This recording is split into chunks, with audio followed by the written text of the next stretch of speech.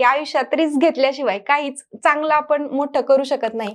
त्याचबरोबर त्यांचं पोटेन्शियल मी ओळखून होते. स्वतः मी एक ऍस्पायरंट असल्यामुळं आणि या क्षेत्राची चांगली जाणीव, कोण पास होऊ शकतंय कोण नाही, कोण टाइमपास करतंय हे सगळं मला ज्ञात होतं. त्यामुळे मी त्यांना सपोर्ट द्यायचं ठरवलं की मी घरी राहून अभ्यास करतोय, ही जॉब करते. मग एक पत्नीची जबाबदारी की सगळ्याच गोष्टी घरच्या तीनच केल्या पाहिजेत ह्या आपण न ठेवता की माझी काही रिस्पॉन्सिबिलिटी आहे. 27व्या वर्षी मी IT सोडण्याचा निर्णय घेतला, जे की नॉर्मली आपल्याकडे एक लग्न करण्याचं सेटल होण्याचं वय असतं आणि 5 फिगर सॅलरी असलेली मी नोकरी सोडतो. की एक आई आपल्या लहान मुलाला कसं की सकाळी उठ अभ्यास कर, हा तेवढा अभ्यास करून घेते, तसा प्रकारे तिने माझ्याकडनं तो मेसचा अभ्यास सातत्याने करून घेतला. माझा नवरा जर मेसचं खातोय, आम्ही जर मेसचं खातोय, तर माझी जबाबदारी की रिझल्ट आणला पाहिजे असं.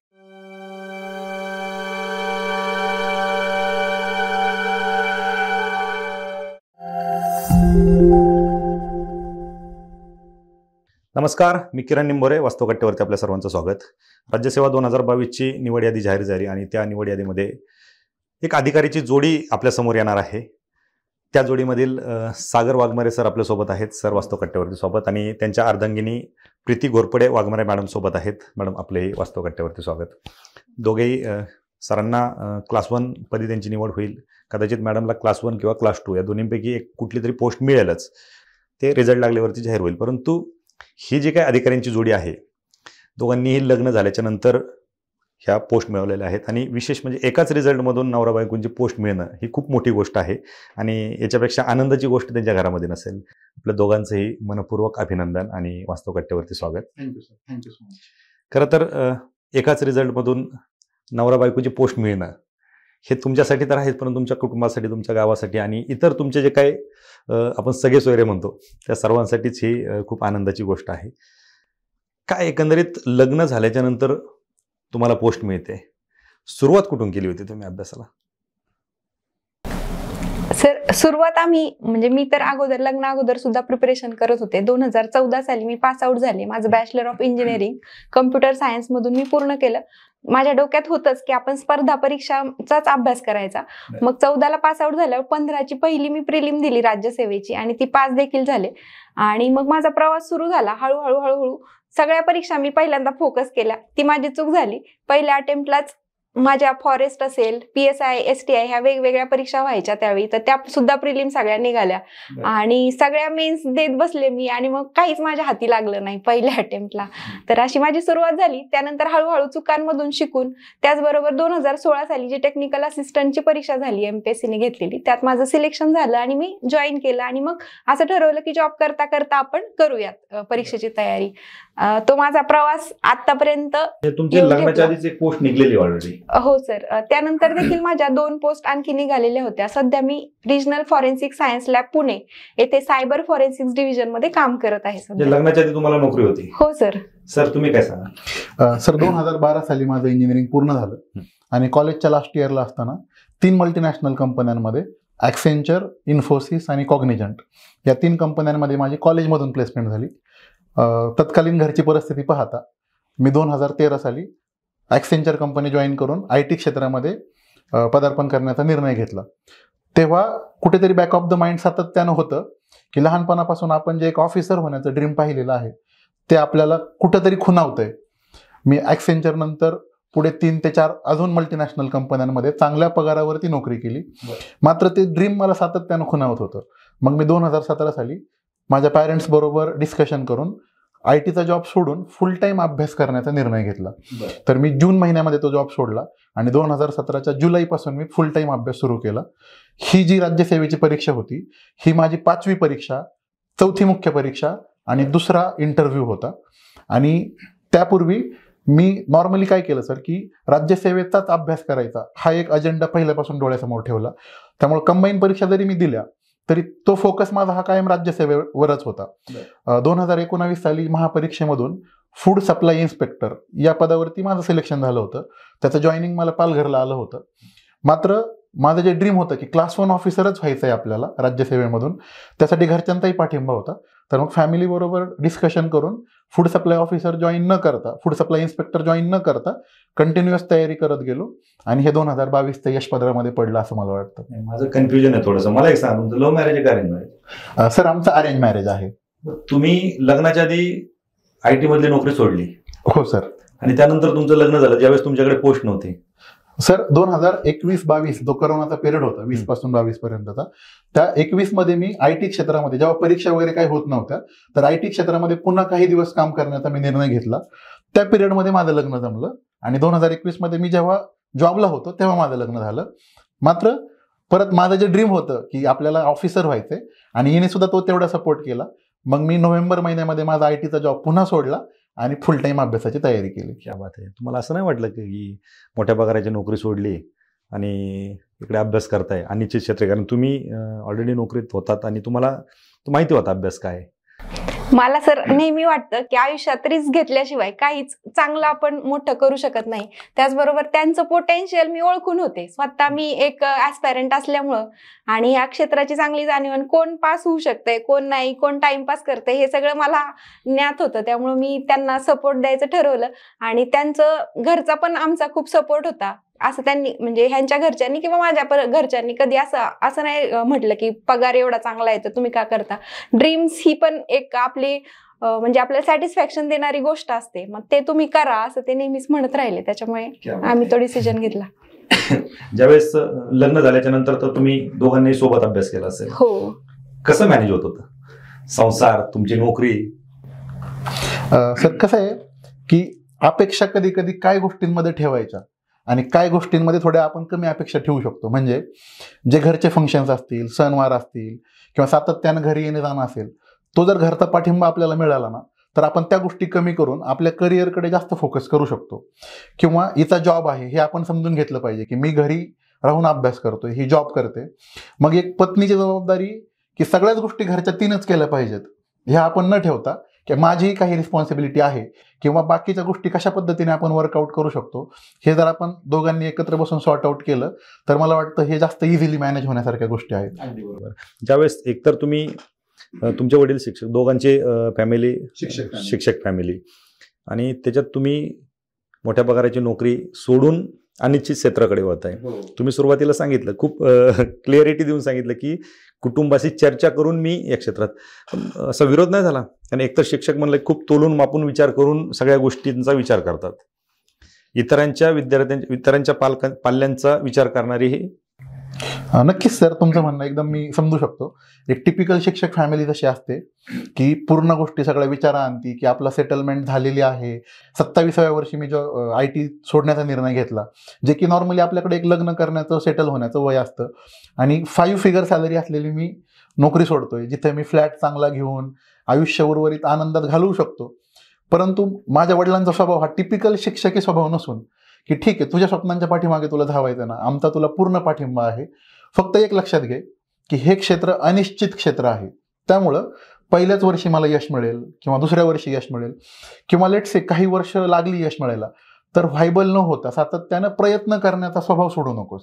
तो प्रयत्न तू ठेव. आणि एक कॉन्फिडन्स त्यांनी मला सातत्यानं दिला की आम्हाला माहिती की तुझा रिझल्ट हा 100% येणार आहे, त्याला काही ड्युरेशन लागेल हे पण आम्हाला समजतं. आम्ही तो जो प्रेशर आहे की का होत नाही असा न देता तू अधिकाधिक अभ्यास कसा करत राहशील याच्यासाठी आम्ही तुला सातत्यानं पाठिंबाच देऊ, फक्त तू व्हायबल होऊ नकोस, तू स्वतःवरती ठाम राहा. तो पाठिंबा सातत्यानं मिळाला, लग्ना अगोदरही आणि लग्नानंतरही. त्याचबरोबर हिचा सुद्धा लग्नानंतर तो विश्वास होता की तुला फक्त एक एक्झाम पास होण्याची गरज आहे. माझ्याकडे बघण्याचा सातत्याने त्यांचा दृष्टिकोन हाच होता की हा 100% पास होणार, फक्त एकदा रिझल्टमध्ये नाव यायला लागेल, एवढंच आहे. तर तो विश्वास तिने पण आणि घरच्यांनी पण, आई वडिलांनी पण सातत्याने ठेवला आणि मी पण त्यामुळे मग चांगल्या प्रकारे अभ्यास करू शकलो. कुठल्याही यशामध्ये खरं विश्वास आणि पाठिंबा ह्या जर 2 गोष्टी नसतील आणि त्यातल्या त्यात कुटुंबाचा आणि पत्नीचा पाठिंबा ह्या जर 2 गोष्टी सोबत असतील तर कुठलीही गोष्ट शक्य होऊ शकते. मला सांगा, अभ्यास कसा करत होते तुम्ही? कारण मॅडमची नोकरी होती, तुम्ही नोकरी सोडून पूर्ण वेळ अभ्यास करत होते. कारण संसार सांभाळून, घर सांभाळून, सगळ्या गोष्टी करून अभ्यासाला टाइम कसा मिळत होता आणि कशा पद्धतीने मॅनेजमेंट करत? आता मला असं वाटतं ना की मी फुल टाइम करतोय, तर प्रिलिम पास होण्यासाठी आम्हाला अडचणी नव्हत्या. ऑलरेडी आम्ही त्याच्या अगोदर प्रिलिम आणि मेन्स दिलेल्या होत्या. 2020चा इंटरव्ह्यू सुद्धा मी दिलेला होता. त्यामुळे फुल टाइम अभ्यास मी करत होतो. माझी लायब्ररी आहे, म्हणजे मी एका लायब्ररीमध्ये जात होतो नऱ्यामध्ये. प्रिलिमचा अभ्यास मी तिथेच करत होतो नरे गावामध्ये. मेन्सच्या अभ्यासाच्या वेळी सातत्यानं कंटिन्युटी राहिली पाहिजे आपल्या अभ्यासामध्ये. त्यासाठी हिचा फार मला हेल्प झाली की मी एका क्लासमध्ये पण म्हटलं त्या दिवशी की एक आई आपल्या लहान मुलाला कसं की सकाळी उठ, अभ्यास कर, हा तेवढा अभ्यास करून घेते, तसा प्रकारे तिने माझ्याकडनं तो मेन्सचा अभ्यास सातत्याने करून घेतला. कंटिन्युटी ठेवली आम्ही 4 महिने. आणि त्या रिव्हिजन म्हणजे आम्ही दोघांनी एकत्र बसून पुस्तकं वाचणं असेल, लाऊडली वाचणं असेल आणि एकमेकांबरोबर डिस्कशन करणं असेल, तर ह्या गोष्टी कंटिन्युअस आम्ही 4 महिने ठेवल्या. आणि तो एकमेकाचा सपोर्ट जो मेन्सला लागतो ना कंटिन्युटी, तर तो सातत्यानं राहिल्यामुळे आम्हाला यश मिळालं असं मला वाटतं. तो मेन्सचा स्कोअर माझा त्यावेळेसच खूप चांगला आला. आणि सांगायची गोष्ट म्हणजे मी सर मेन्सची आन्सर की आल्यानंतर त्या दिवशी मी थोडा बाहेर होतो आणि आन्सर की तिने चेक केली माझी. तर ती आन्सर की चेक केल्यानंतर तिने मला एक स्कोअर सांगितला की तुला एवढे मार्क पडत आहेत.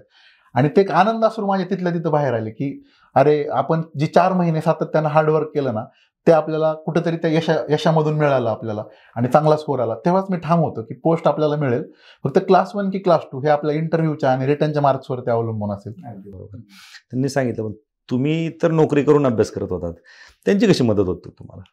सर त्यांना नोट्स काढायचा खूप, म्हणजे ते नोट्स काढल्याशिवाय त्यांचा काही अभ्यास पूर्ण होत नाही. आणि त्या नोट्स काढून न थांबता त्याला एकदा रेड पेननी त्याची रिव्हिजन करणं, रेड पेननी अंडरलाईन करून नंतर हायलायटर वापरून रिव्हिजन करणं, अशा मल्टिपल रिव्हिजन करायची ह्यांना सवय. तर आम्ही काय केलं, मेन्सच्या काळात तर स्पेशली मोठ्यानी वाचून, म्हणजे मोठी मोठी जी पुस्तकं आहेत आपली, तर ती मी एक चॅप्टर वाचणार मोठ्यानी, नंतर ते एक चॅप्टर वाचणार. आमचा मोबाईल मग लांबच राहायचा आणि फुल्ली एंगेज आम्ही त्याच्यात व्हायचो आणि कॉन्सन्ट्रेट करू शकलो. त्याचबरोबर सर 2022ची जी आम्ही परीक्षा आता पास झालोय, त्याच्यात मेन मला चॅलेंज वाटलं की प्रिलिमचा जो होता सीसॅट क्वालिफाईंग केलं गेलं. माझं सीसॅट वर चांगला होल्ड होता, त्याचमुळे मी पहिल्या अटेम्प्ट पासून कंटिन्युअस प्रिलिम पास होत होते. 2022 हे मी एक चॅलेंज म्हणून स्वीकारलं की आपला असं आहे सीसॅट, माझं जॉब करून सीसॅटमुळे निघायची प्रिलिम. मेन्स पण मी दिलेला असल्यामुळे थोडाफार होताच जीएसचा अभ्यास, पण मी ह्यावेळेस ठरवलं की आपण एक छान स्कोअर आणायचा आणि प्रिलिम म्हणजे चांगल्या मार्कांनी पास करायचे. आणि एक 623ची ऍड होती, तर ते पण डोक्यात होतं. आणि मग खूप चांगला मी अभ्यास केला आणि ह्यांचा देखील म्हणजे ह्यांच्या नोट्स मी वापरलेल्या आहेत. आणि ह्यांना फर्स्ट की 112.5 मार्क्स आले आणि मला 115 मार्क्स आले. त्यांना असं झालं की हिने जॉब करून म्हणजे आपल्यापेक्षा जास्त मार्क्स काढले, असं ते कौतुक पण होतं. आणि त्यांनी मग ते जास्तच छान घेतलं की मेन्सला मी खूप अभ्यास केला, असं म्हणजे त्यांनी खूप जास्त कॉम्पिटिशन हेल्दी कॉम्पिटिशन. नक्कीच. आणि त्यांनी एक दिवस पण सोडला नाही. म्हणजे मला आठवतंय की प्रिलिम झाली, स्कोर आले आमचे, त्याच्यानंतर त्यांनी दुसऱ्या दिवशीपासून जे सुरू केलं अभ्यास, तो लास्ट मेन्स म्हणजे मेन्स झाल्यानंतर ते विचारत होते मुलांना की संपली ना खरंच मेन्स का अजून काही बाकी, म्हणजे ते एवढ्या त्या झोन मध्ये होते. तर ह्यांच्या नोट्सचा मला प्रचंड फायदा झालेला आहे. त्याचबरोबर आम्ही एकत्र केलेला अभ्यास आणि दोघं होतो, त्याच्यामुळे दुसरं काही नव्हतंच ना आमच्या आयुष्यात, तेच वातावरण होतं आणि कंटिन्युटी राहणं त्याच्यामुळे शक्य झालं आम्हाला. त्याचबरोबर सणवार ह्याच्याकडे आम्ही जास्त लक्ष दिलं नाही. स्पेशली मला सांगायचं वाटतं की माझे सासू सासरे जे आहेत, तर त्यांनी देखील आम्हाला फुल सपोर्ट दिलेला आहे. म्हणजे माझ्या सासूबाईंचं मी सांगेल की त्या जास्त शिकलेल्या नाहीयेत, पण म्हणजे हे जेव्हा आता दिवाळीत आम्ही घरी जायचो तर हे अभ्यास करायचे इंटरव्ह्यूचा, त्यांना वाटायचं हिला काम करायला कशाला लावायचं, म्हणजे त्यांना ते मनाला पटायचं नाही. त्या म्हणल्या मला नाही पटत आहे, तू पण अभ्यासाला बस, दोघं अभ्यासाला बसा. म्हणजे दिवाळीच्या काळात कोणती सासू एवढा सपोर्ट करेल असं वाटत नाही. त्याचबरोबर त्यांनी असं की तू कशाला मागे राहते, तू पण अभ्यास कर, असं तिचं असं म्हणणं असायचं. दिवाळीच्या पिरियड मला टिपिकली आठवतंय की दिवाळीचा एखादा पदार्थ कमी झाला तरी चालेल, पण तुम्ही आता अभ्यास करण्याची गरज आहे, कारण तुमच्या इंटरव्ह्यूच्या डेट्स आलेल्या आहेत आणि ते शेड्यूल तुम्ही मिस करू नका. एवढे पुढचे 40 ते 50 दिवस आहेत ते फुल्ली युटिलाइज झाले तर आम्हाला विश्वास आहे की तुम्ही पोस्ट काढू शकता. निश्चितच कुटुंबाचा ज्यावेळेस सपोर्ट असतो त्यावेळेस कुठलीही गोष्ट, कारण त्यांनी समजून घेतलं तुम्हाला, त्यामुळे कदाचित तुम्हाला वेळ भेटत होता. ज्यावेळेस तुम्ही पुण्यात राहूनच अभ्यास केला? हो सर, पुण्यामध्ये. आम्ही सिंहगड रोडला राहतो, वडगाव बुद्रुक येथे. अच्छा, दोघेच राहायचे? हो, दोघेच राहतो. मॅडम नोकरीला म्हणजे इकडे ऑफिसला जायचं, घरातली कामं कोण करायचं? सर आम्ही मॅनेजमेंट करायचो आणि माझ्यावर ते एक बोधरेशन होतं, माझा नवरा जर मेसचं खातोय, आम्ही जर मेसचं खातोय तर माझी जबाबदारी की रिझल्ट आणला पाहिजे. असं लायब्ररीत जाऊन अभ्यास करायचो ना, मग तिथून घरी येणं परत जाणं हे पॉसिबल नव्हतं. लकीली लायब्ररीच्या तिथे चांगली मेस होती अवेलेबल, त्यामुळे दुपारचं आणि संध्याकाळचं जेवण त्या मेसमध्ये आम्ही केलं 4 महिने. आणि सकाळी लायब्ररीत जाताना नाश्ता करून जायचो घरून, चहा नाश्ता. बाकी 2 टाइम जेवण आम्ही त्या मेसमध्ये करायचो 4 महिने.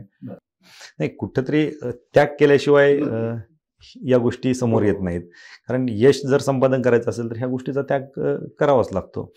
निश्चितच ज्यावेळेस तुम्ही अभ्यास करत होते, तुम्हाला संसारही सांभाळायचा होता, फॅमिली गावाकडे तुम्ही जसं सांगितलं सणवार पण जावं तर लागत होतं. ह्या सगळ्या गोष्टी होत असताना बऱ्याच वेळा असं होतं की कित्येक महिला कारणं देत असतात की आम्हाला संसार सांभाळून अभ्यास होत नाही, किंवा इतर घरची कामं असतात, बाकीची कामं असतात, आणि त्यामुळे आम्हाला वेळ भेटत नाही अभ्यासासाठी. तुम्ही काय सांगाल? सर, मला वाटतं जर तुमची इच्छा असेल ना तर प्रत्येक गोष्टीला मार्ग निघतो. जसं की म्हणजे मला कधी कधी कळायचं की आपल्याला सुट्टी मिळणारच नाहीये, प्रिलिम आपली आली आहे जोरावर जवळ आली आहे आणि आपल्याला सुट्टी मिळणं शक्य नाही आणि मला जाऊन येऊन पण करायला लागतं. तर 1 तास माझा जाण्यात 1 तास येण्यात हे ट्रॅफिकमध्ये जातो आणि माझा ऑफिसचा टाइम 5:45 ते 6:15 असा. तर बराचसा वेळ जातो. मग हे पण ऍक्सेप्ट केलं मी की आपला एवढा वेळ जाणारच आहे, तरी पण आपल्याला क्रॅक करायची आहे हे पण मला माहितीये. आता ती कशी क्रॅक होणार ते पण म्हणजे मी फुल प्लॅन केला की म्हणजे आपण काय करू शकतो. मग मुलं आता जर रिव्हिजन करतायत, रिव्हिजनच्या फेजला आहेत, तर मी काय करेल, लोकांनी 2दा वाचून ठेवले तर मग एकदाच मी असं वाचेल की ते माझ्या फुल्ली ग्रास्प होईल मला. आणि ऍट द एंड काय, तुम्हाला तिथे चांगले मार्क्स पाडायचे आहेत. किती तुम्ही रिव्हिजन केल्यात किंवा काय ह्याचा काही संबंध नसतो ऍज सच. मग मी एकच रिव्हिजन अशी करेल का ती फुल्ली माझ्या डोक्यात जाईल आणि मी फुल फोकसनी त्याचा अभ्यास करेल. आणि मी काय करायचे की क्वेश्चन पेपर मी सारखी सोबत घेऊनच बसायचे. आणि मला माहितीये की माझं टार्गेट काय, तर 15 प्रश्न समजा ह्या विषयाचे आहेत तर ते 15 प्रश्न आपल्याला म्हणजे डोकं लावून की काय येऊ शकतं, मागच्या वर्षी हा आलाय प्रश्न, मग आणखी काय येऊ शकतं, मग त्या क्वेश्चनच्या आजूबाजूला काय येऊ शकतं. म्हणजे मला असं वाटतं की माझ्या अभ्यासातली मेन स्पेशालिटी होती की मी थिंकिंग करू शकते गोष्टींचं, की क्वेश्चन काय येऊ शकतात, आताच्या घडीला मला काय रिक्वायरमेंट आहेत. म्हणजे जनरली आहे ते समजा गायडन्स आहेत ते अडॉप्ट न करता माझ्या परिस्थितीला काय अनुकूल आहे, तर ह्याचा मी नेहमी विचार करत असायचे. आणि ती माझी इच्छाशक्ती असल्यामुळं मग ते मला मार्ग दिसत गेले.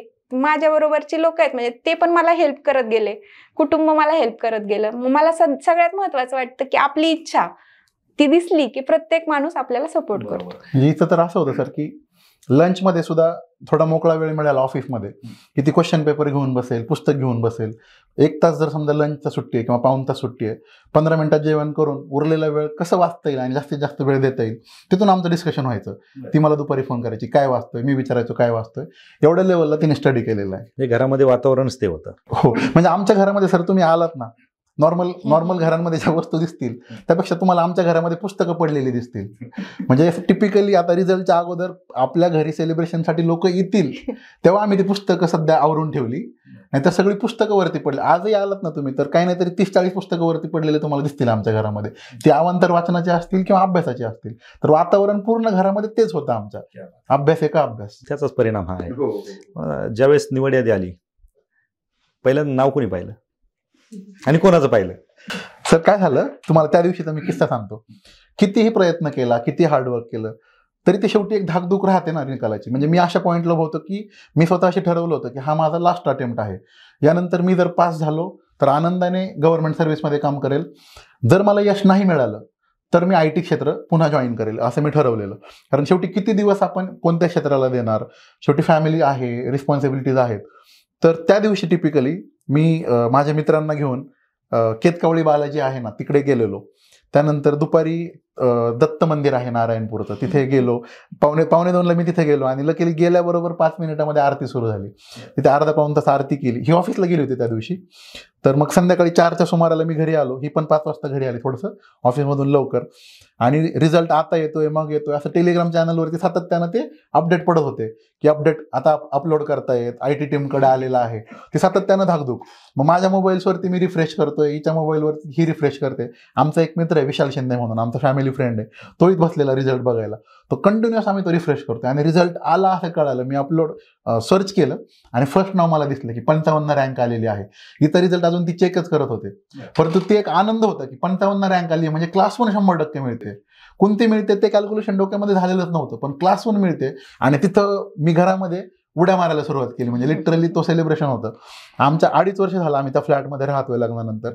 आमच्या घरात पुस्तकांशिवाय दुसरं काय विषयच नाही चालत. त्या दिवशी घरातून एवढा का आवाज होतो असे कदाचित शेजाऱ्यांना वाटलं असेल की भांडणं चाललेत का यांचे, नक्की काय चाललंय. ते तेवढ्या लेवलचं सेलिब्रेशन होतं. आणि मग सोसायटीमध्ये संध्याकाळी मित्र वगैरे आले, फटाके फुटले. त्याच्या अगोदर मग मीन होईल म्हणजे माझं सेलिब्रेशन चाललेलं त्यावेळेस तिने मार्क्स चेक केले आणि त्याचा स्वतःचा एक अंदाज होता की मला एवढे मार्क पडले तर मी 100% येईन आहे. लकीली त्या एका लाईनच्या पलीकडे ती बरीच गेली होती. म्हणजे इथं मला कौतुक हे सांगायचं की 115-117 मार्क जरी रिटर्न इंटरव्ह्यू म्हणून आले असते तरी कदाचित मला वाटतं तिचं सिलेक्शन झालं नसतं. आणि आमचं ते अगोदर बोलणं व्हायचं की मला कमीत कमी 120 मार्क लागतील, 122 मार्क लागतील. तिने 132 मार्क घेतले सर. मग तिचं कौतुक आहे त्यासाठी मला की रिटर्न आणि इंटरव्ह्यू 132 मार्क हा दोघी खूप चांगला समजला जातो. तिला 132 मिळाले, मला 127 मिळाले. म्हणजे त्या ठिकाणी आम्हाला कळालं की वी आर इन. आमच्या कॅटेगरीचे किती लोक पुढे आहेत, किती पाठीमागे आहेत, कोण ऑप्ट आउट करतंय, कोण ओपन मध्ये जाईल हे बघायची सुद्धा गरज नाही राहिली. दोघांनाही ओपन मधून पोस्ट मिळते, एवढे चांगले मार्क्स आले. क्या बात आहे. कुटुंबाला कधी कळलं, आई वडिलांना असेल किंवा सासू सासऱ्यांना असेल तुमच्या? तर मला आठवतंय की तो विशाल जो मित्र आहे ना तो आमचा फॅमिली फ्रेंड आहे. तो माझा 8-10 वर्षांपासूनचा मित्र आहे, सातत्याने आमच्या सोबत असतो.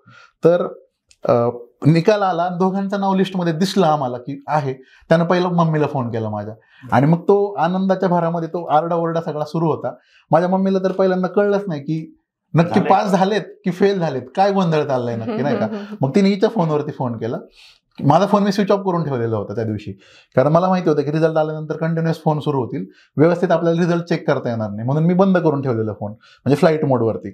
आणि हिच्या फोनवरती फोन आल्यावरती मम्मीला सांगितलं की आई दोघांचंही सिलेक्शन होतंय, मला 100% क्लास 1 मिळते आहे चांगली आणि हिला क्लास 1 किंवा क्लास 2 मिळते. आणि मग तो सेलिब्रेशन, ती जी मोमेंट आहे ना सर, ती मला असं वाटतं प्रत्येक विद्यार्थ्याच्या आयुष्यात यावी. मला असं वाटतं ती की आपल्या यशासाठी आपल्याला यश मिळालंय म्हणून आपल्या आई वडिलांच्या डोळ्यांमध्ये आनंद अश्रू यावेत. आणि ते म्हणजे लिटरली माझे वडील एवढे खंबीर आहेत पण ते रडले त्या दिवशी की साध्य करून दाखवलंस तू, जे स्वप्न होतं आम्ही एवढ्या दिवसांपासून पाहिलेलं ते साध्य करून दाखवलं.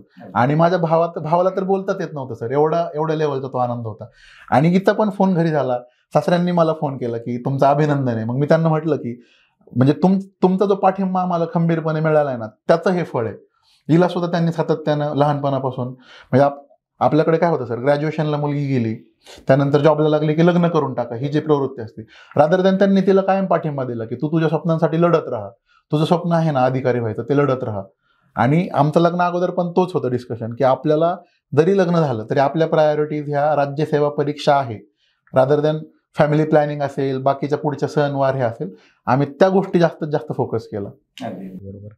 ज्यावेळेस तुम्ही अभ्यास करत होते, एकतर तुम्ही नोकरी सोडून आला होता मॅडम, तर त्यांचा जॉब सुरू होता, कधी असे नातेवाईक किंवा कुठे लग्नाला गेले किंवा काय असं ऐकाय भेटत नव्हतं का, चांगल्या पगाराची नोकरी सोडली घरी बसून अभ्यास करताय? काय होतं सर की बराच काळ आम्ही पुण्यात घालवला, सणासमारंभाला किंवा कार्यक्रमांना आमचं जाणं येणं कमीच होतं, किंवा आमच्याकडे पण नातेवाईक येणं हे थोडंसं आमच्या घरच्यांनीच फिल्टर केलेलं होतं. म्हणजे कदाचित मी एवढा माणसातला माणूस आहे की मला फार मित्र, फार पाहुणे लागतात, पण ते मधला जो लग्नानंतर 2.5 वर्षाचा पिरियड आहे ना तो मी थोडासा कंट्रोल केलं स्वतःला की नाही, आपले एम्स वेगळे आहेत. म्हणजे भले कदाचित मला काही लोक 2.5 वर्षामध्ये इथपर्यंत म्हणतील की हा काय माणूस घाण आहे का, नाही का, की एवढे पाहुणे येत नाहीयेत किंवा हे नाहीये, पण मग ते एकदा ड्रीम तुम्हाला अचीव्ह करायचंय, तुम्ही ठरवलं की ते तुम्हाला करायचंय. हा, आता जॉब बद्दल माझ्या पाठीमागे काही लोक बोलत असतील सर की का सोडलं, किंवा आता एक टिपिकल वय झाल्यानंतर स्थळं येतात आपल्या घरी, तर माझ्या पॅरेंट्सपर्यंत त्या गोष्टींची इन्क्वायरी होत होती, ते माझ्या कानापर्यंत येत होतं, पण पॅरेंट्सनी बऱ्यापैकी फिल्टर केलेलं होतं की याच्यापर्यंत नको जायला, किंवा घरचे पण काही इश्यूज असतील, काही समस्या उभ्या राहिल्या तर त्यांनी तेवढं पाळलं की प्रीतीपर्यंत आणि सागरपर्यंत ह्या गोष्टी नाही पोहोचल्या पाहिजेत, त्यांना टेन्शन देता कामा नये, त्यांनी त्यांच्या लेवलवरती त्या सॉर्ट आउट करण्याचा प्रयत्न केला. अगदी बरोबर, निश्चित. कारण मी पुन्हा तेच म्हणेल की तुमच्या कुटुंबाचा खूप मोठा रोल तुमच्या यशामध्ये आहे, कारण मेंटली तुम्ही जर स्टेबल असाल तर सगळ्या गोष्टी शक्य होतात. मला एक सांगा, तुम्ही बोलताना सांगितलं की तुम्ही 4 मेन्स दिल्या, म्हणजे कुठंतरी तुम्ही चुका सुधारत गेलात आणि तुम्ही 5व्या एक्झाममध्ये आज क्लास 1 पदी निवडलं, 4थ्या मेन्समध्ये. बरेच विद्यार्थी आहेत की ग्रामीण भागातून येतात आणि सुरुवात कुठून करायची हेच त्यांच्या लक्षात येत नाही. आता तुम्ही चुकांमधून शिकत गेलात, अपयश आलं म्हणजे चुकांमधून तुम्हाला कुठेतरी इम्प्रूव्हमेंट करत गेलात, म्हणून तुम्हाला आज तुम्ही यशाच्या शिखरावरती आहात. काय सांगाल, कशा पद्धतीने, म्हणजे तुम्हाला दोघांनाही तो प्रश्न आहे की कशा पद्धतीने विद्यार्थ्यांनी अभ्यासाला सुरुवात केली पाहिजेत आणि कुठल्या चुका टाळल्या पाहिजेत? ह्या क्षेत्रामध्ये ही मला सिनियर आहे, मला वाटतं तिने उत्तर द्यावं त्या प्रश्नाचं. सर मला वाटतं सुरुवात करताना सिलेबस मेन आपला जवळ ठेवावा, त्याचबरोबर क्वेश्चन पेपर हे एवढ्या वेळा अनालिसिस करावे. मला वाटतं त्यातूनच तुम्ही डिसिजन घेऊ शकता की आपल्याला कंटिन्यू करायचंय की करायचं नाहीये. तर तुम्ही म्हणजे स्वतः जर अभ्यास सुरू करायचा आहे मला, त्याच्या अगोदरच मी काय करेल तर क्वेश्चन पेपर सॉल्व्ह करायचा प्रयत्न करेल. प्रत्यक्षात मी देते पेपर असा, तर त्यातून मला कळेल की समजा आता सायन्सचं काहीतरी बाबा 2 क्वेश्चन आले माझे बरोबर, किंवा पॉलिटीचे एखादा क्वेश्चन आलाय बरोबर, तर मला हे कळालं की ह्या टॉपिकचा काहीतरी अभ्यास दिसतोय हा, आणि हे जमेल का मला. तर आणि मग बुक लिस्ट आपल्या असतातच, टॉपर्सच्या वगैरे अवेलेबल असतात, तर त्या जवळ घेऊन आवाका किती आहे. त्याचबरोबर सर मी एक सांगेल की सुरुवात करताना ह्या क्षेत्रात असलेल्या ज्या समस्या आहेत त्याचा सुद्धा विचार केला पाहिजे. जसं की बदल्या ह्या क्षेत्रात होत असतात. प्रायव्हेट नोकऱ्यांमध्ये तो एक ऍडव्हान्टेज असतो की तुम्ही एका ठिकाणी सेटल होऊ शकता. इकडे बदल्यांचं अवघड प्रश्न आहे. त्याचबरोबर इथं लागणारं हार्डवर्क, आपल्याकडे तेवढं कॅपॅसिटी आहे का, आपण तेवढं हार्डवर्क करू शकतो का, किंवा तुमचं एक फाउंडेशन चांगलं असलं पाहिजे, किंवा मग ते फाउंडेशन नसेल तर ऍटलिस्ट इथे येऊन एक्स्ट्राची मेहनत घ्यायची तयारी असली पाहिजे. जसं की म्हणजे माझ्या बाबतीत माझं अकॅडमिक्स खूप चांगलं होतं. मला 10वीला 93%, 12वीला 90%, त्याच्यानंतर मी इंजिनिअरिंग केलेलं होतं. स्कॉलरशिपच्या सगळ्या परीक्षांना मी स्टेट रँकर वगैरे राहिलेले होते. तर त्याचा मला ऍडव्हान्टेज होणार होता हे मी धरलेलं होतं डोक्यात. आपलं ऍप्टी चांगलं आहे, त्याच्यानंतर आपलं हिस्ट्री, पॉलिटी हे विषय थोडे थोडे का होईना शाळेत मी जास्त एफर्ट्स घेतलेले असल्यामुळे सायन्स वगैरे चांगलं आहे, तर मला माहित होतं की कुठेतरी मला त्याचा ऍडव्हान्टेज होणार आहे. पण ज्यांच्याकडं हे अकॅडमिक्स नाहीये, असं नाही की ते होऊच शकत नाही, पण त्यांना एक्स्ट्रा एफर्ट्स घ्यावे लागणार आहेत. जर तुमचे कॉम्पिटिटर कुठेतरी त्यांनी लहानपणापासून जर मेहनत घेतली आहे, तर तुम्हाला आता तरी ती मेहनत एक्स्ट्राची घ्यावी लागणार आहे. ती आपली तयारी आहे का हे सुद्धा मुलांनी पाहिलं पाहिजे. त्याचबरोबर मग क्वेश्चन पेपर अनालिसिस केलं, त्याच्यानंतर मग आपल्याला वाटतंय की एखादा समजा सब्जेक्टचं माझं कमी राहतंय, मग त्याचे कोण मेंटॉर आपल्याला भेटतायत का, त्यांचं काही गायडन्स घेता येतंय का. त्याचबरोबर जे अनुभवी लोक आहेत आणि जेन्युइन आहेत, फेक मोटिवेशन देणारे सुद्धा असतात, पण मग अशांपासून आपण कसं लांब राहायचं, इमोशनली स्टेबल कसं राहायचं, हे खूप महत्वाचं ह्या टप्प्यात ठरतं. त्याचबरोबर एकाच अटेम्प्टला आपलं होईल असं नाही, मग आपण ते कंटिन्यू करणार आहोत का डिस्कंटिन्यू करणार आहोत हा प्रत्येकाचा स्वतःचा कॉल असतो. आणि जेन्युइनली आपल्याला स्वतःलाच फक्त माहित असतं की आपण करू शकतो किंवा नाही. म्हणजे माझ्या बाबतीत असं झालंय की आता लोकांना माहित नाही की ही किती कॅलिबर असलेली मुलगी, किंवा हिचे काय अकॅडमिक आहे, किंवा हिचं होतंय का, प्रिलिम आधी केली आहे का क्रॅक. तर सांगणारे असतात की लोक नाही का, म्हणजे किती दिवस करणार असं. पण माझ्या मनाला माहित होतं, म्हणजे मी सर 3rd अटेम्प्टला इंटरव्ह्यू सुद्धा दिलेला आहे, आणि 1st अटेम्प्टला तर मी प्रिलिम म्हणजे कंटिन्युअस पास होत होते. आणि म्हणजे मी कुठली प्रिलिम ठरवली आणि ती फेल झाली असं झालेलं नव्हतं. तर मला माहिती आहे आपलं आज ना उद्या होणार आहे. पण म्हणजे माझ्या एक स्वभावाचा भाग होता की मला रिस्पॉन्सिबिलिटी घ्यायला आवडते. तर मी फायनान्शियल रिस्पॉन्सिबिलिटी माझी तेव्हापासूनच घेतलेली होती. 2017 पासून जॉब कर, असं काही घरच्यांचं प्रेशर नव्हतं की तू जॉब जॉईन करच, किंवा आपले काही आर्थिक प्रॉब्लेम्स आहेत असं काही नव्हतं. पण मला एक कळत होतं आपण रिस्पॉन्सिबल राहिलं पाहिजे ना आपल्या लग्नात. म्हणजे असं नको व्हायला की मुलीचा खर्च आई वडिलांनी केलाय. मला असं एक उदाहरण म्हणून राहायचं होतं की मी माझ्या लग्नाचा अर्धा खर्च तरी मी स्वतः केला होता. माझ्याकडे तेवढं सेव्हिंग होतं. आई वडिलांसाठी मी काही करू शकले त्या सेव्हिंग मधून. त्याचा एक वेगळा आनंद माझ्यासाठी होता. आणि मी माझं गोल तर मी सोडलेलं नव्हतंच कधीच. मग ते पण आता साध्य झालं. ह्याच्यावरून मला वाटतं की मुलींनी सुद्धा म्हणजे नुसतंच आपण एक हाऊस मेकर म्हणून राहू शकतो आणि मग करू शकतो. ह्याच्यापेक्षा फायनान्शियली इंडिपेंडंट झालं की आपोआपच आपल्याला बाकीचे फ्रीडम्स मिळायला सुरुवात होते. तर हे मुलींनी सुद्धा लक्षात ठेवावं असं मला वाटतं. नक्की सर, तुम्ही काय सांगाल?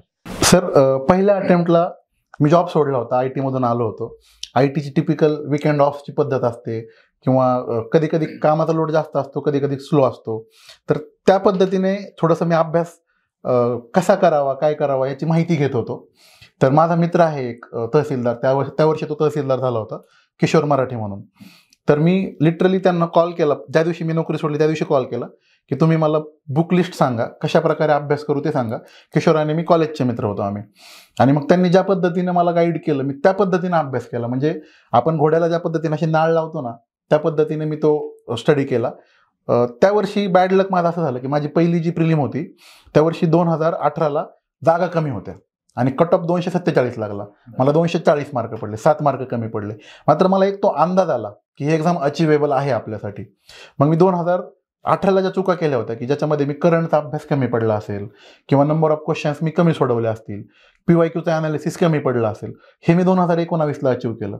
आणि मग ते अचीव्ह केल्यानंतर 19, 20, 21, 22 सातत्यानं सगळ्या प्रिलिम पास झालो. आता 19ची मेन्स, 20ची मेन्स आणि 21ची मेन्स, ज्या गोष्टी मी कमी पडत होतो त्या इम्प्रूव्ह करत गेलो. मात्र 2020 आणि 21 या दोन्ही पण मेन्सला 20चा मी इंटरव्ह्यू दिलेला होता. याच्या HRD या सब्जेक्टनं थोडा मला फटका दिलेला.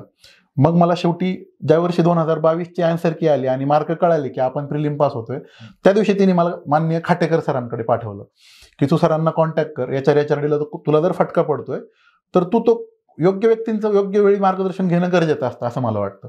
मग मी खाटेकर सरांना कॉन्टॅक्ट केलं. खाटेकर सरांनी अगदी जेन्युइनली तू नोट्स काढल्या होत्या का, मग नोट्स का नाही काढल्या, क्वेश्चन पेपर सोडवल्या कमी पडला का, अशी त्यांनी चौकशी केली. आणि त्यांनी सांगितलं की आपली HRDची बॅच सुरू होत आहे, जर तुला वाटत असेल तर तू बॅच जॉईन करू शकतोस. मी पहिली बॅच जॉईन केली सर. आणि सर ज्या पद्धतीने सांगत गेले त्या पद्धतीनं मी प्रत्येक गोष्ट फॉलो करत गेलो. मग ते नोट्स काढणं असेल, नंबर ऑफ रिव्हिजन्स करणं असेल, टेस्ट सिरीज सोडवणं असेल, म्हणजे जे मागच्या 3 मेन्समध्ये मी ज्या गोष्टी केलेल्या नव्हत्या ती प्रत्येक गोष्ट मी 2022च्या मेन्सला केली. आणि म्हणून हा रिझल्ट आला असं मला वाटतं. ज्यावेळेस एखादा विद्यार्थी नवीन असतो त्यावेळेस खरं त्यांनी सुरुवात कुठून केली पाहिजेत? मी सर काल एक लेक्चर घेतलं एका अकॅडमीमध्ये, तेव्हा मी त्या मुलांना तेच सांगत होतो की तुम्ही स्टेट बोर्ड इग्नोर करता. सायन्स, जॉग्राफी आणि हिस्ट्री या 3 विषयांचे स्टेट बोर्ड करणं हे मस्ट आहे सर. म्हणजे मी काल त्या अकॅडमीमध्ये तेच सांगत होतो की तुम्ही जर कोणताही क्वेश्चन पेपर घेतला विज्ञानाचा, कारण मी विज्ञानाचं लेक्चर घेतलं, तर कमीत कमी 9 ते 10 question directly line to line state बोर्डमधून आहेत. मग आपण फक्त सायन्स या सब्जेक्टचा बाऊ करून ठेवतो की सायन्स अवघड आहे, सायन्स अवघड आहे. मात्र जर स्टेट बोर्ड तुम्ही व्यवस्थित केलेला असेल तर half work is done. 10 question तुम्हाला त्यातून येत आहेत. त्या पुढचे क्वेश्चन तुम्ही कोणतं बेसबुक कशा पद्धतीने वाचताय, तुमचं अनालिसिस किती आहे, कन्सेप्च्युअल क्वालिटी किती तुमच्याकडे आलेली आहे याच्यातून आहे. त्यामुळे मला असं वाटतं की बेसिक की एका बुक्सची लिस्ट एखाद्या योग्य व्यक्तीकडनं जर आपल्याला मिळाली सुरुवात करताना आणि ते बुक्स आपण वारंवार रिव्हिजन करत गेलो, त्याच्या अनुषंगानं क्वेश्चन सोडवत गेलो, मला असं वाटतं कोणताही टॉपिक वाचायच्या अगोदर त्या टॉपिकवरती कोणते क्वेश्चन्स विचारलेले आहेत हे जर आपण अगोदर पाहिलं तर तो टॉपिक चांगल्या पद्धतीने समजायला मदत होते. आणि एकदा ते क्वेश्चन अगोदर पाहिले, टॉपिक वाचला, पुन्हा जर ते क्वेश्चन पाहिले तर आपल्याला आपोआप कळायला लागतं आपल्याला की अरेच्छा हे आता आपल्याला जमायला लागले. मग अशा रीतीने जास्तीत जास्त क्वेश्चन सोडवणे, PYQचं अनालिसिस करणे आणि मोर नंबर ऑफ रिव्हिजन्स, म्हणजे ह्या परीक्षेमध्ये मी हार्डवर्क हे तुम्हाला 100% सपोर्ट करतं, त्यासोबत थोड्या स्मार्ट वर्कची गरज असते असं मला वाटतं. अगदी बरोबर. सरांनी सांगितलं की अभ्यासामध्ये तुम्ही सिनियर आहेत. अभ्यास करताना कधी भांडणं होत होती का? अभ्यासावरून नाही, अभ्यासावरून नाही, हे वाचलं पाहिजे, ते वाचलं पाहिजे, आधी हे करू नंतर ते करू. नाही सर, मला अंडरस्टँडिंग आमचं पहिल्यापासूनच चांगलं राहिलंय. आणि म्हणजे भांडणं करत बसलो होतं आपल्याला काही साध्य होणार नाही हे आम्हाला माहित होतं. त्याच्यामुळे भांडणं आम्ही लांबच ठेवली. कायमच कोणाला मार्गदर्शन मिळत होतं? ह्यांचंच मला मार्गदर्शन नाही. ह्या ठिकाणी मी असं म्हणेल सर की दोघांचा एकमेकांना फायदा झाला. तिचं प्लॅनिंग हे माझ्यापेक्षा चांगलं आहे सर. तिने तो डोक्यात प्लॅन केलेला होतं 2022ची प्री झाल्यानंतर की याला HRDला फटका पडलेला आहे, GS3ला, ह्याला फर्स्ट डेला मी खाटेकर सरांकडे पाठवेल. आणि ते तिने मला सांगितलं की तू ह्या पद्धतीने कर किंवा ही बॅच लाव, पहिलीच बॅच लाव. तिने ते मार्गदर्शन मला केलं. तिचं प्लॅनिंग माझ्यापेक्षा चांगलं आहे. एक्झिक्युशनच्या वेळेस कदाचित मी चांगल्या प्रकारे एक्झिक्यूट करत असेल, पण तो जो प्लॅन तिने दिलेला आहे त्याच्यावरती आम्ही वर्कआउट केलं. आणि सर भांडायचा विषय आलाच नाही कधी, कारण काय झालं, सोबत अभ्यास करत गेलो. आणि एक टेस्ट सिरीज आम्ही लावलेली होती मान्य खाटेकर सरांकडे. त्या टेस्ट सिरीजचं ईच विकेंडला वेगवेगळा पेपर असायचा, त्यामुळं तो पेपर करणं आम्हाला मस्ट होतं. त्यामुळे जर GS1चा पेपर असेल तर GS1चा स्टडी त्या आठवड्यामध्ये आम्ही केला, GS2चा असेल तर GS2चा केला. आणि मग त्यानं रिव्हिजन एवढ्या झाल्या ना आमच्या की त्यातनं ते स्कोअर वाढला आमचा. जो 20 आणि 21च्या प्रिलिमला जो अराउंड 400च्या आसपास जो स्कोअर आला होता तो डिरेक्टली 400 450च्या पलीकडे गेला. तर तो जो 50-52 मार्काचा फरक पडला ना, तो त्या नंबर ऑफ रिव्हिजन्स वाढल्यामुळे पडला. या गोष्टीमध्ये भांडणाला वेळच भेटत नव्हता. वेळच नाही मिळाला. तुम्ही सुरुवातीला सांगितलं की तुम्ही 4 मेन्स, ही 4थी मेन्स होती. ही 4थी मेन्स होती, म्हणजे तुम्ही 3 मेन्सचं अपयश पचवलंय. हो. असं कधी वाटलं नाही का की आपण चुकलोय? सर, चुकीचा निर्णय घेतला असं मला नाही वाटलं. त्याचं कारण असं की मी IT मध्ये ऑलरेडी जॉब केल्यामुळे माझ्याकडे सेव्हिंग होती शिल्लक. ती अमाऊंट एक आर्थिक पाठिंबा माझ्याकडे होता. दुसरी गोष्ट, पत्नी जॉबला होती, तिथं चांगल्या प्रकारे सॅलरी येत होती आणि माझं घरचं बॅकग्राऊंड हे थोडंसं चांगल्या प्रकारे आहे, आर्थिक स्टेबल आहे. म्हणजे माझ्या इन्कमची घरच्यांना गरज नाहीये, लागले तर घरचेच मला इन्कम प्रोव्हाइड करतात. त्यामुळं तो एक इकॉनॉमिकल गोष्टीतनं येणारा प्रॉब्लेम आहे तो काही नव्हता. आणि मी माझ्या मनामध्ये सातत्यानं मला हे होतं की मी जर तेवढं डिलिव्हर करू शकलो तर मी 100% ऑफिसर होईल. म्हणजे मी 2017 पासून आजपर्यंत जी तयारी केलेली आहे, माझ्या मनामध्ये कधीच हा प्रश्न नाही आला की मी पास नाही होणार. मला 100% माहिती होतं की मी कधी ना कधी पास होईल. फक्त तो दिवस 2022च्या एक्झाम मधून उजाडला. कदाचित तो योग्य व्यक्तींचं योग्य वेळी मार्गदर्शन मी घेऊ शकलो असतो तर कदाचित 2020 मध्येच ती वेळ आली असती किंवा 19 मध्ये आली असती. पण मी म्हणतो देर आहे दुरुस्त आहे, 22ला आला त्याचाही आनंदच आहे. पण भाग्य भेटलं नसतं ना दोघांना. एक्झॅक्टली, म्हणजे मी पण ते म्हणतो की कदाचित आमच्या दोघांचं सोबत होण्यासाठी डेस्टिनीने आम्हाला तिथपर्यंत लांबवलं असेल आमचं सिलेक्शन. असू शकतं. हो. सर, हे सगळं होत असताना आपण ज्यावेळेस स्पर्धा परीक्षेचा एकंदरीत स्पर्धा विश्वाचा विचार करतो आणि ज्यावेळेस नवीन विद्यार्थी विचारत असतात, ज्यांना सुरुवात करायची असते, विशेषतः पालक विचारतात की आमच्या मुलाला अधिकारी बनायचं आहे, IAS बनायचं आहे, IPS बनायचं आहे किंवा MPSC मधून पोस्ट मिळवायची, तर काय केलं पाहिजे, ग्रॅज्युएशन कसं असलं पाहिजे. एक नवीन ट्रेंड सुरू झाला आहे. म्हणजे नवीन म्हणता येणार नाही, तो जुनाच ट्रेंड आहे. विद्यार्थी मुक्त विद्यापीठामध्ये ॲडमिशन घेतात आणि 12वी नंतर डायरेक्ट कॉम्पिटेटिव्ह एक्झामिनेशनचा अभ्यास करायला सुरुवात करतात. तुम्ही काय सांगाल, तुमचं एज्युकेशन कसं होतं आणि ह्या एज्युकेशनचा फायदा खरंच होतो का? म्हणजे सर, आम्ही दोघांचंही आमचं इंजिनिअरिंग झालेलं आहे. सिंहगड कॉलेज ऑफ इंजिनिअरिंग येथे आम्ही तिने कम्प्युटर आणि मी इलेक्ट्रॉनिक्स अँड टेलिकम्युनिकेशन्समध्ये इंजिनिअरिंग केलेलं आहे. मला असं वाटतं एक चांगली पदवी योग्य पद्धतीने म्हणजे रेग्युलर अभ्यासक्रमातून जर मिळवलेली असेल तर त्या ज्ञानाचा फायदा तुम्हाला इन केस MPSC वर्कआउट नाही झालं तर आपल्याकडे काहीतरी प्लॅन B असावा. यासाठी जर प्रॉपर 4 वर्षाची 3 वर्षाची डिग्री आहे ती कॉलेजमधून तुम्ही मिळवलेली असेल तर तुमच्या ज्ञानामध्ये ती एक भर पडते, परिपक्वता निर्माण होते. त्यासोबत प्रॅक्टिकल नॉलेज असेल किंवा टीममध्ये काम करण्याची जी क्षमता आहे ती डेव्हलप होते. त्यामुळे काय होतं, आपल्याला जर MPSC मध्ये अपयश आलं तर ॲटलिस्ट एक ऑप्शन आपल्या हातामध्ये राहतो की ठीक आहे बाबा, मला इकडं अपयश आलंय, एक मी 3-4 अटेम्प्ट मला जेवढे द्यायचे होते ते झाल्यानंतरही माझं सिलेक्शन नाही झालं तर समजा इंजिनिअरिंग केलेलं असेल तर मी एखाद्या कंपनीमध्ये काम करू शकतो, स्वतःचा बिझनेस सुरू करू शकतो किंवा वेगळं ग्रॅज्युएशन असेल तर त्या अनुषंगाने रिस्पेक्टिव्ह जॉब ते करू शकतात. तर मला असं वाटतं ग्रॅज्युएशन हे चांगल्या पद्धतीनं करणं गरजेचं आहे. त्यातनं फायदा पण काय होतो की तुमचं जे अॅनालिटिकल स्किल 12वी नंतर ग्रॅज्युएशनला डेव्हलप होतात ना, त्याचा फायदा तुम्हाला एक्झामला इनडायरेक्टली होतच असतो.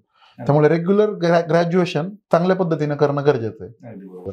तुमच्या दोघांचेही पालक शिक्षक, तुमचं शिक्षण असं फिरतच झालं असेल?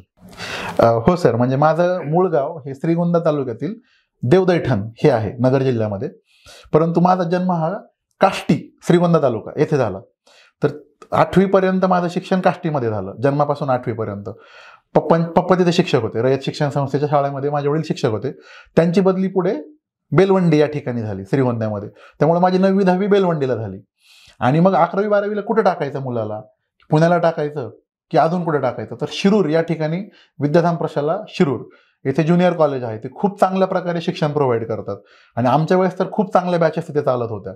त्यामुळे मग फॅमिलीने शिरूरला शिफ्ट होण्याचं डिस्कशन घेतलं. माझ्या वडिलांनी माझ्यासाठी येऊन जाऊन केलं रोज. त्यांचं अंतर जवळपास ते 26 किलोमीटरचं अंतर, 26 जाणं आणि 26 येणं, 50-52 किलोमीटरचं डिस्टन्स त्यांनी माझ्यासाठी रोज ट्रॅव्हल केलं. पण माझं 11वी 12वी हे चांगलं झालं पाहिजे ही त्यांच्या मनामध्ये ती भावना होती. मग 11वी 12वी नंतर मी माझं ग्रॅज्युएशन इंजिनिअरिंगमध्ये करण्याचा निर्णय घेतला. लकीली CETला पण चांगले मार्क होते तर मला सिंहगड कॉलेजला ॲडमिशन मिळालं. मग तिथून पुढे माझी प्लेसमेंट झाली IT कंपनीमध्ये. आणि तुम्ही? सर, सेम माझ्या बाबतीत झालेलं आहे. सादलगाव, वडगाव, रासाई, कुरुळी हे आमचे जवळपासची गावं आहेत. ह्याच्यात बदल्या झालेल्या आहेत माझ्या आईवडिलांच्या. आणि मी जेव्हा 6वीला होते तेव्हा मग पालकांचं असं चाललेलं की ग्रामीण भागात सेमी इंग्लिश वगैरे नव्हतं, तर मग हिला चांगलं एज्युकेशन भेटलं पाहिजे कारण मी थोडीशी चांगली होते अभ्यासात आणि घरचं बॅकग्राऊंड असल्यामुळे माझं मॅथ्स असेल किंवा बाकीचे विषय खूप चांगले होते. तर हिला भेटलं पाहिजे म्हणून त्यांनी मग तालुक्याच्या ठिकाणी शिरूरची जी शाळा आहे तिथे चांगली नावाजलेली शाळा होती.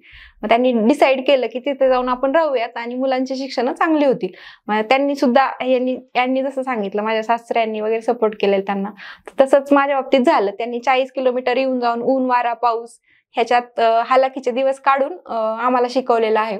आणि त्यावेळेस म्हणजे शिक्षकांची परिस्थिती पाहिली तर त्यावेळेसचे पगार खूप कमी होते आणि तेवढ्यात भागवणं, त्यात मग म्हणजे 4 व्हीलर वगैरे तर नसायच्यात गोष्टी. मग तुम्ही विचार करू शकता की पावसाळ्यात जर 40 किलोमीटर जायचंय, वेळेवरच शाळेला पोहोचायचंय, तर ह्या सगळ्या गोष्टी होत्या त्या त्यांनी फेस केल्यात आणि त्याचीच जाणीव आम्हाला कायम राहिली. म्हणजे शिक्षणाला प्राईम इम्पॉर्टन्स जे आहे ते दिलेलं आहे. त्याच्यामुळेच मी, माझा भाऊ चांगले शिकू शकलो. आणि वेगवेगळ्या म्हणजे ग्रामीण भागातले वेगवेगळी गावं आम्ही पाहिलेली असल्यामुळं पुढं पण आम्हाला एक ते ग्रामीण टच मिळाला आणि मला वाटतं प्रशासनात गेल्यावर सुद्धा त्याचा नक्कीच उपयोग होईल. जसं की ग्रामीण भाग, सेमी अर्बन शिरूर आणि अर्बन एरिया, ह्या 3 मध्ये सुद्धा राहण्याचा आपला एक चांगला अनुभव आहे. तर मला वाटतं चांगलं युजफुल होईल, ते काहीतरी चांगलं काम होऊ शकतं. नक्कीच, कारण ज्या गोष्टी आपण लहानपणी शिकतो, ज्या गोष्टी अनुभवतो, याचा भविष्यामध्ये निश्चित फायदा होतो आणि तुम्हाला ज्या पोस्ट मिळतील त्या पोस्टला तुम्हाला न्याय देण्यासाठी निश्चित मदत होईल. दोघेही शिरूरमध्ये शिकला? हो. शाळा एकच होती? माझं 11वी-12वीचं शिक्षण शिरूरमध्ये झालं सर. तिचं मला वाटतं शाळेपासून कितवी, 7वी पासून मी 12वी पर्यंत शिरूरला झालं. हे माझ्यापेक्षा 2 वर्ष सिनियर आहे मी. आणि लकीली आमचं इंजिनिअरिंग कॉलेज सुद्धा Sinhagad college of engineering. Me 2012 pass out, ते 2014 पास आउट. परंतु आम्हाला हे माहिती होतं की हिचा भाऊ माझा क्लासमेट, त्यामुळे हे माहिती होतं की अतुलची बहीण ह्या सिंहगड कॉलेजला आहे, पण आमचं कधीच कॉलेजमध्ये एकमेकाला बोलणं नाही झालं, ओळखही नाही. आधीपासूनची आहे ओळख. बऱ्याच लोकांना असं वाटतं पण की तसं नाहीये. शाळा कॉलेज एक आहे, हो शाळा कॉलेज एक आहे तर लव्ह मॅरेज असेल, तर असं नाहीये. आमचं फर्स्ट टाइम बोलणं लग्नाच्या वेळेस ज्यावेळेस पाहण्यासाठी गेलो त्यावेळेस झालेलं आहे. अच्छा, सगळे जोगायोग जुळून येत आहेत ना. हो. घरच्यांनी सुद्धा ते विचार केला की मुलगा पण डोक्यामध्ये आहे की प्रिपेअर करायचंय, हिला पण प्रिपेअर करायचं डोक्यामध्ये आहे, तर एक बेस्ट कॉम्बिनेशन होऊ शकतं, हा घरच्यांनी विचार केला. आम्ही सुद्धा लग्नाच्या वेळेस आमचं बोलणं तेच झालेलं की आपल्याला प्रिपेअर राज्यसेवा करायची आहे. ह्या ज्या मधल्या भानगडी आहेत त्या आपण पोस्टपोन करू शकतो नंतर, तर सध्या फक्त प्रिपेअर करत राहू आपण लग्न झाल्यानंतर सुद्धा. आणि मग त्या पद्धतीने हे आम्ही अचीव्ह केलं. तुम्हाला माहिती होतं का म्हणजे हे प्रिपरेशन करताय? हो, मला आयडिया होती पूर्ण आणि त्यांचा जॉब देखील तेव्हा चालू होता. मला माहित होतं की म्हणजे यांच्या माहिती घेतल्यावर कळलं की ऍक्सेंचर, कॉग्निझंट ह्याच्यासारख्या चांगल्या कंपन्यात त्यांनी काम केलेलं आहे. आणि मग त्यांना भेटल्यावर मला कळालं की कॅलिबर असलेला आहे बाबा, आणि एक अट्रॅक्ट करतच, जर हुशार आपण असू थोडेसे तर ते आपल्याला अट्रॅक्ट करतं की नॉलेज चांगलं आहे बाबा, माणसं चांगला बोलतं, किंवा ह्यांचे रिलेशन्स स्पेशली खूप चांगले आहेत सगळ्यांबरोबरचे. म्हणजे ते प्रत्येक रिलेशनला वेळ देतात. आई वडील असो किंवा घरी आता त्यांचे सासू सासरे किंवा त्यांचे मित्र. आता म्हणजे रिझल्ट झाल्यावर तर मी खूप अनुभवते की मित्रच मित्र आहेत आणि प्रत्येक जण स्पेशल आहे त्यांच्यासाठी. तर मला ते जाणीव झाली की हे जर बाकीच्या रिलेशनला एवढे चांगले न्याय देत आहेत तर एक वाईफ म्हणून त्या आमच्या असलेल्या रिलेशनला देखील चांगला न्याय देतील. क्या बात आहे. म्हणजे तुम्हाला विचारलं नव्हतं सुरुवातीला, घरच्यांनी विचारलं की सांगितलं लग्न जमवायच्या वेळेस? विचारलं होतं. अच्छा, मग तुम्ही चॉईस केलं? हो. तुमच्याकडे डिसिजन होता? नाही, म्हणजे घरचे आमच्या ओळखीचे होते. आमच्या घरचे शिक्षक फॅमिली आहे ना. माझ्या वहिनी पण शिक्षिका आहेत जिल्हा परिषद शिरूर या ठिकाणी, म्हणजे जिल्हा परिषद पुणे. फॅमिली तुमची ओळखीची? फॅमिली ओळखीची. तिच्या चुलत्यांचं आमच्या घरी येणं जाणं होतं, आमच्या घरच्यांचं तिच्या चुलत्यांकडे येणं जाणं होतं. तर ते चुलते आणि माझ्या वहिनी असे मध्यस्थी झाले असं म्हटलं तरी चालेल. सगळ्यात जास्त खुश तेच असतील. नक्कीच. खरं तर ज्यावेळेस आपण या अनौपचारिक गप्पा मारतो त्यावेळेस काही गोष्टी वास्तवादी समोर येणं गरजेचं आहे. आज स्पर्धा परीक्षा भरपूर विद्यार्थी, म्हणजे लाखो विद्यार्थी येत आहेत, प्रत्येकाला पोस्ट मिळू शकत नाही, हे वास्तव आहे. काय सांगाल तुम्ही की एकंदरीत दोघांनाही तो प्रश्न असेल की जे विद्यार्थी येत आहेत, मुलं असतील मुली असतील, काही एकदम ब्लँकली येतात, आम्हाला अधिकारी बनायचं आहे. आज मी श्रीगोंद्याचा, मी श्रीगोंद्याचे, आज तुमच्या गावामध्ये सत्कार झाले असतील किंवा कुठेतरी मिरवणुका अधिकाऱ्यांच्या होतात आणि हे पालक पाहतात, विद्यार्थी पाहतात आणि आमचाही पाल्य अधिकारी होईल किंवा मीही अधिकारी होईल असे विचार करणारे भरपूर विद्यार्थी असतात. काय सांगाल तुम्ही विद्यार्थ्यांना की स्वतःला कशा पद्धतीने जज करून या क्षेत्रात आलं पाहिजेत? सर, वास्तव कट्ट्यावर आपण आलेलो आहे आणि तुम्ही म्हणताय वास्तव बोलायचं.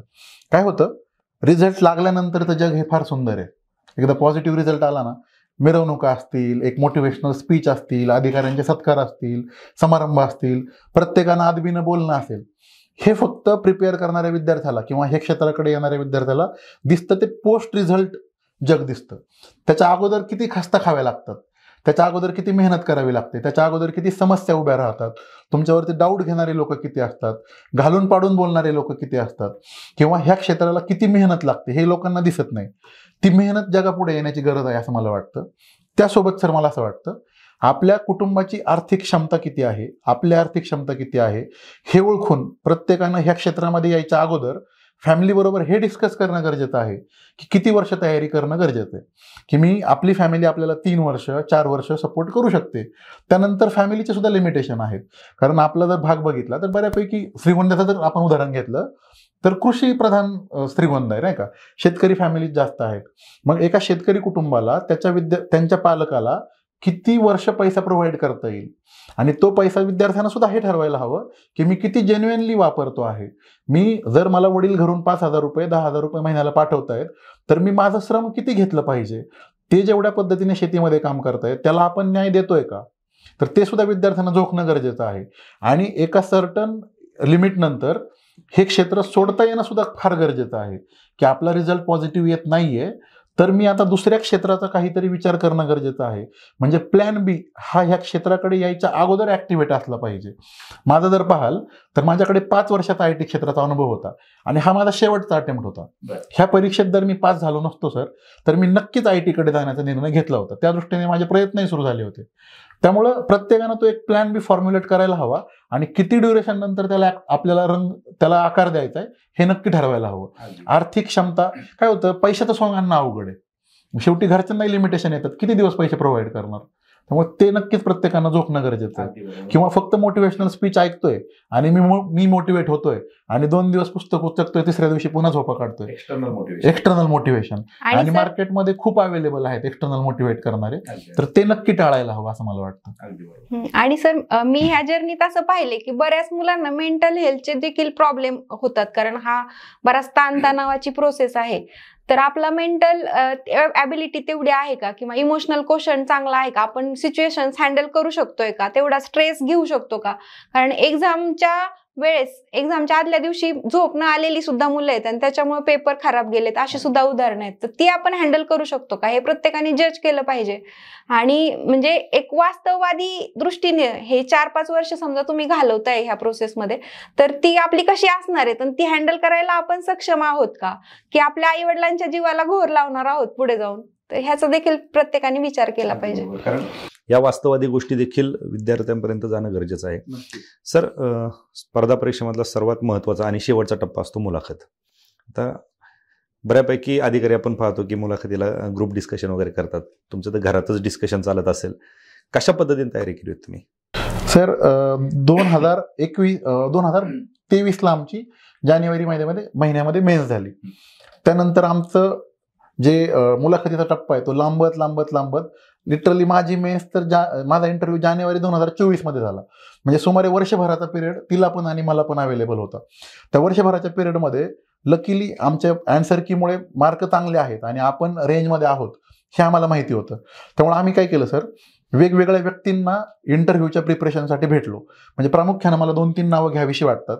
मुकुंद होन सर आहेत, जे की 2021च्या राज्यसेवामध्ये इंटरव्ह्यू टॉपर आहेत, स्टेट टॉपर. त्यानंतर संकल्प देशमुख सर असतील, स्पॉटलाईट अकॅडमीचे सुशील बारी सर असतील, आणि जर माझं कुणाचं नाव राहत असेल तर ते सुद्धा. म्हणजे त्या लोकांना आम्ही भेटलो, त्या लोकांच्या सातत्याने संपर्कात होतो.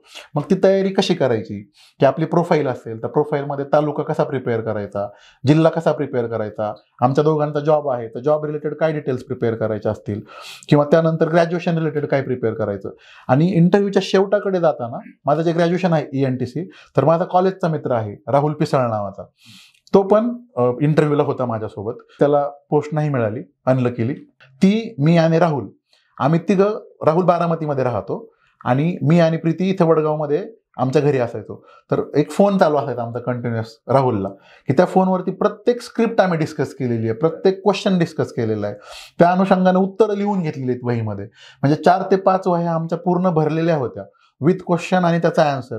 त्या आन्सर पुढे मागे कसं मॉडिफाय करता येईल, त्याला अजून कसं बेटर बनवता येईल. म्हणजे माझ्या काही वह्या मी माझ्या सिनियर्सला दाखवायचो, मुकुंद होन सर असतील, संकल्प देशमुख सर असतील, त्याचे फोटो काढून पाठवायचो की हे उत्तर योग्य वाटतंय का, याच्यामध्ये काही ॲडिशन करण्याची गरज आहे, काही काढण्याची गरज आहे. तर अशा पद्धतीने आम्ही इंटरव्ह्यूचं डिस्कशन केलं आणि मग आम्ही एकमेकांना प्रश्न पण विचारायचो. अगदी शेवटाकडे जाताना घरामध्ये असा मोबाईल स्टँडला लावून इथं इंटरव्ह्यू मी घ्यायचो की तुझा इंटरव्ह्यू मी घेतो, तू बस खुर्चीवरती समोर, आणि मग प्रॉपर सर म्हणजे प्रॉपर फॉर्मल साडी घालून ती माझ्यासमोर बसणार आणि मी तिला क्वेश्चन विचारायचो की सांगा तुमच्याबद्दल, सांगा तुमच्या जॉबबद्दल सांगा, जे इंटरव्ह्यूमध्ये विचारले जाणारे क्वेश्चन आहेत. त्यामुळे काय झालं, एक भीती मारण्यास मला बोलायची सवय आहे, मुलींना थोडंसं आपल्याकडे काय होतं बोलायची कमी सवय असते, त्यामुळे तिची जी ती भीती होती ना बोलायची ती मरली आणि त्यामुळे जास्तीत चांगल्या पद्धतीने तिला उत्तरं देता आली. आणि तिथं मी स्पेशली सांगतो, संकल्प देशमुख सरांनी, तिच्याकडे नॉलेज होतं, तिच्याकडे सगळा डेटा होता, पण संकल्प देशमुख सरांनी ते हेरलं की माझ्याकडे जे ॲग्रेशन आहे ते तिच्याकडे जर आलं तर ती अजून चांगल्या पद्धतीने डिलिव्हर करू शकते. म्हणजे आनंदाची गोष्ट अशी की प्रत्येक मॉकमध्ये मला तिच्यापेक्षा 3-4 मार्क जास्त असायचे, पण जर फायनल इंटरव्ह्यू बघितलं तर तिला माझ्यापेक्षा 2 मार्क जास्त आहेत. तेवढं तिने पुलअप केलं सगळं. निश्चितच. तुम्ही काय सांगाल सर? ह्यातून आपल्याला हे समजतं की ग्रुप डिस्कशन करायला मुलांचे जे क्वेरी असते की ग्रुप डिस्कशन कसं करायचं, मग मुलं अवेलेबल नसतात, तर आमचे जे मित्र होते ते बारामतीत बसून आम्ही रोज टच मध्ये होतो आणि ते असल्यामुळं कसं व्हायचं की आमचा फालतू वेळ काहीच जायचा नाही आणि रेग्युलर आमचं रुटीन राहायचं की रोजच्या रोज ते करायचंय. मला जेव्हा वेळ भेटायचा मी तेव्हा ह्यांना जॉईन व्हायचे, नाही तर मग ह्या दोघांचं कंटिन्युअस चालू राहायचं. एकटं असलं की कसं होतं, काहीतरी मनात विचार येतात किंवा माणूस भरकटतो कुठेतरी, पण ते दोघं असल्यामुळं फुल फोकसने ते होत राहिलं.